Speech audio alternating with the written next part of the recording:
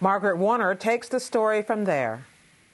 For more on President Assad's defiant speech and his fight to maintain his regime, we turn to two men who have met and dealt with him. Theodore Katouf was U.S. ambassador to Syria from 2001 to 2003 in the early years of Bashar Assad's rule. And Andrew Tabler, now a fellow at the Washington Institute, lived in Syria for most of the last decade and covered Assad for an English-language magazine he founded there. And welcome to you both, gentlemen. Let me begin with you, Andrew Tabler. This speech was actually 100 minutes long. Was it as defiant, looked at in its entirety, as it sounds? Yes, and it continues a pattern of defiant speeches from President Assad.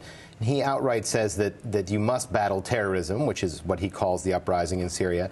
It must be dealt with an iron fist, and that victory is near. And this is very bombastic language, and something that in a speech that we did not expect. We expected some sort of concessions from Assad, and he didn't deliver. What do you make, Ambassador Katouf, of victory is near? I mean, do you think he believes that? Well, what does this say about his psychology? You've met and dealt with him. He may well believe it, although he has to be a bit shaken by how long this has gone on, given the level of brutality his people have used against the demonstrators. But he gained a lot of confidence over the years because he was convinced that the Bush administration was gunning for his regime after we went into Iraq. And he was, of course, allowing infiltration to go on into Iraq. You know, when George Bush left office, he looked around and he said, I'm still here, and he's gone. I must be pretty smart. And he became really quite full of himself. He went from being a fellow who was a bit on the self-effacing side to being a fellow who was quite full of himself. Because remind us, he'd been an ophthalmologist in London. He wasn't even necessarily supposed to be. His father's there, and then suddenly he's thrust into this job. Exactly. How does the man we're seeing now compare to the man you covered the last decade, which was the first decade of his rule? He came in 2000. It's interesting what the ambassador was saying. It follows a pattern as well. Bashar, on the surface, seems like a very nice, affable person. Speaks very good English. Is much different than his father, Hafez al-Assad. Seems much more reasonable. But the problem is when you leave the room from President Assad, the things that he promised to do, either it doesn't happen or he does completely the opposite. And this gives him a sort of mad character that really not only confounds his own people, but confounded Western diplomacy with him extensively and made him very, very different than his father, who was able to sort of play off all sides against each other and ultimately maintain order in the country. And actually would deliver when he made Correct. Deals. Very different. What about his family, Mr. Ambassador? I mean, one, who does he talk to? Who is he surrounded with? And what is their mindset? Well, we can't be 100% sure. But I know for a fact that he has convened, even years ago, large family gatherings in which the family business, as we say, would be discussed. There have been reports that his mother, of all people, who, you know, the widow of Hafez al-Assad, has told him, you know, that he has to stay strong, he has to protect the family, the community, meaning the Alawite community, the regime, and his father's legacy. And never underrate the importance of Arab mothers with their sons. But when he came in, people thought he was reform-minded. He'd lived in the West. He'd lived in London. What happened? Or did people just read into him, Westerners read into him what they wanted to read? I think to some extent he might have thought, I can make some cosmetic reforms. I can lighten the image of the regime. I can open things up a bit.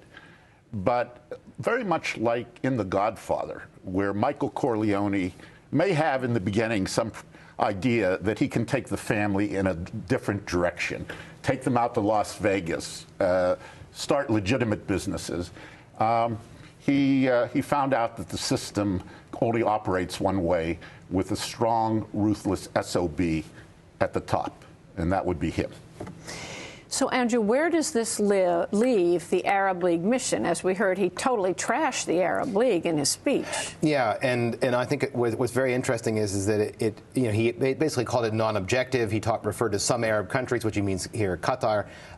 There is no way that the report, which will be issued on January 19th. And this is, just explain, the Observer mission that went to see if he was living up to this deal that he struck with. He already wasn't living up to the deal. He realized, I think, that he is not going to be able to live up to the deal. But most importantly, what this is going to do then is that this is going to throw things perhaps out of the Arab League and into the Security Council. And the question will be, what will a negative report on Syria not complying do with the Russian veto on the Security Council in terms of blocking a Western-led resolution there to help try and end the fighting? But how clear is it that the Arab League report will be negative? Because some of the statements that have come out from them as they've continued this mission have, it seemed to strike, criticize both sides and so forth.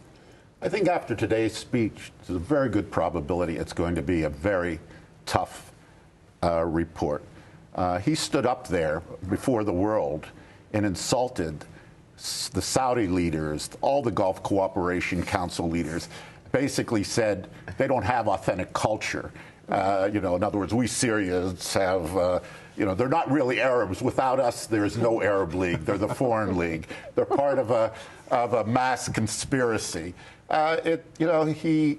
He's done just about everything he can think of to ensure that he's turned these people against him, and also raises the question that if he wants to go in exile, who will take him?